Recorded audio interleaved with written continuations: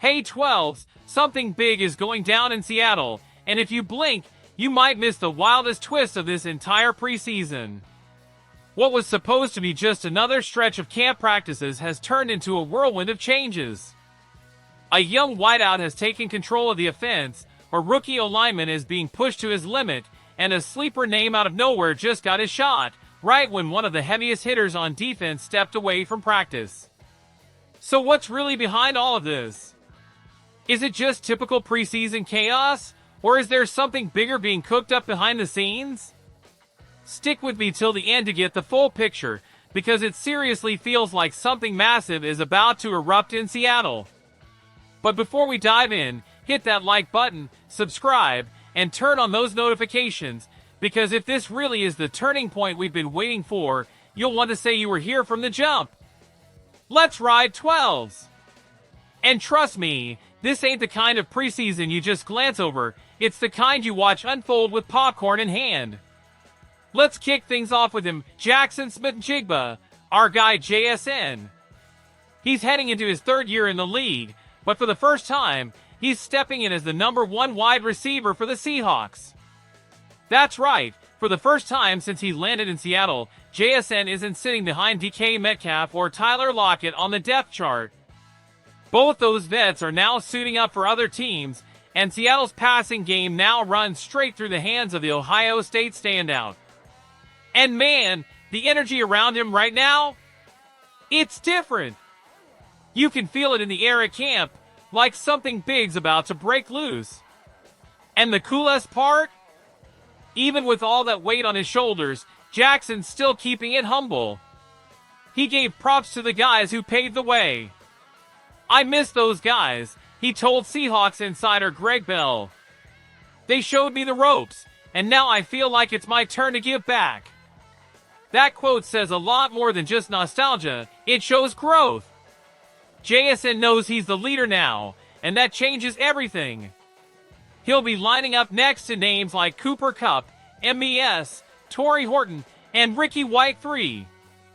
And most often, it's probably going to be Kupp, the former Rams star, sharing snaps with him. He brings a whole different mentality, JSN said about Kupp. I'm super pumped to be in the same room with him.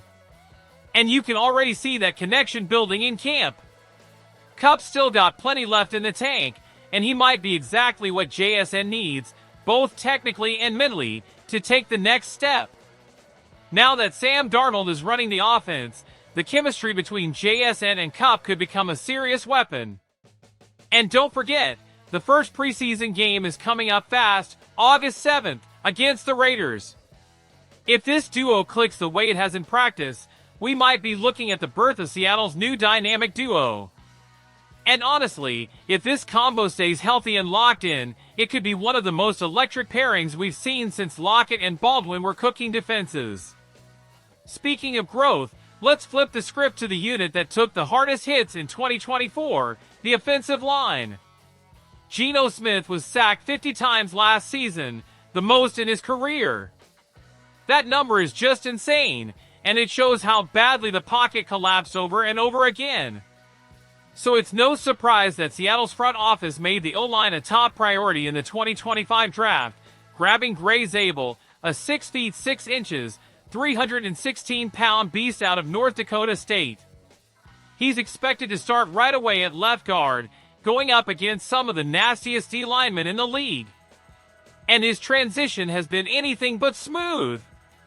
According to Greg Bell, Zabel admitted he's been struggling in practice against Leonard Williams and Jarran Reed. But here's the good part, even though he's winning the matchups, Williams has stepped in as a mentor for the rookie. Leo's been talking to me the last few days, helping me understand my pass sets, telling me what he's seeing and what I should be feeling, Zabel shared. That's culture.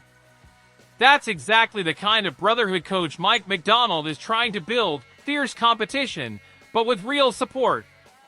Williams could just blow past the kid and move on. Instead, he's choosing to teach. That matters.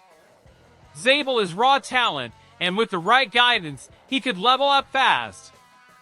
The O-line is still a question mark, sure, But at least now we see a plan. We see leadership.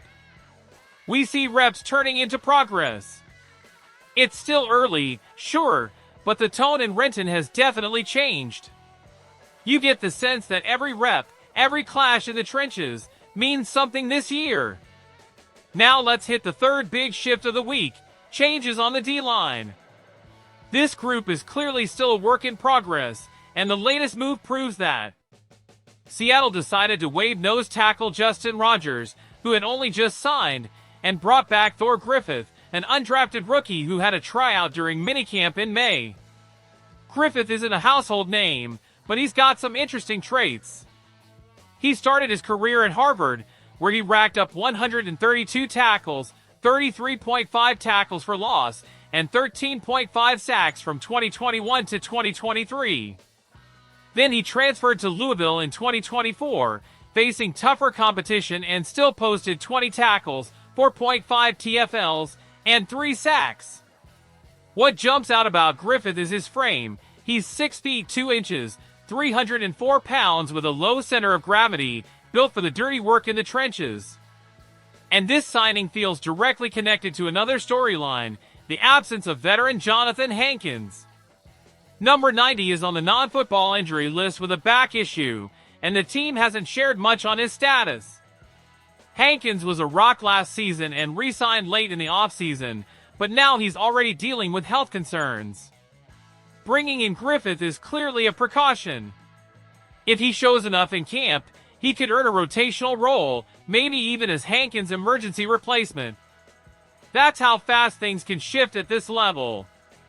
What all this shows is that this new Seahawks coaching staff isn't messing around.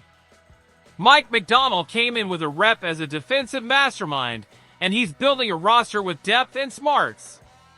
He knows he needs versatile guys, especially up front, to survive the NFC West grind. Griffith might not be a big name, but those are the kinds of under-the-radar pickups that can save your season in Week 14, when injuries pile up and depth is everything. What we're seeing is a Seahawks team in transition, but with real signs of growth. JSN is finally stepping up as WR1, owning the responsibility with maturity. The O-line is being rebuilt around a rookie with raw power and a vet taking the time to guide him. The D-line is getting reshaped, piece by piece, with physical freaks like Thor Griffith and question marks like Hankins hanging in the balance. So much is still unfolding, and the puzzle pieces are just starting to fit. But one thing's for sure, this squad is hungry, and the fight for every spot is getting real. Now it's your turn, 12s.